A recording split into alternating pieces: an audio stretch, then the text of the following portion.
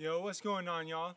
It's your boy Jack Sonic, Eat Vegetables NYC. How y'all doing today? Today, I'm gonna show y'all how to plant transplants. All right, y'all, so today we're gonna be planting some beautiful parsley right here.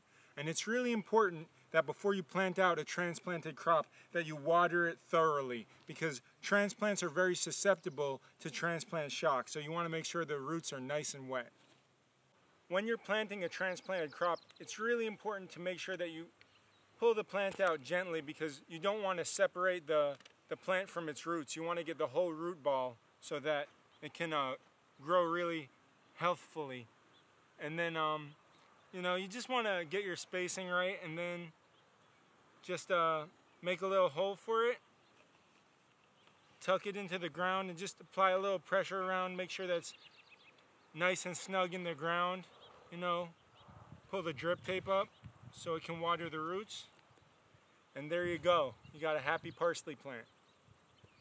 So when you're planting a long bed of transplants, what I like to do is I like to just go ahead and lay all the plants out on a nice spacing and then come back and just plant them all in one go, so I'm not reaching for plants one at a time.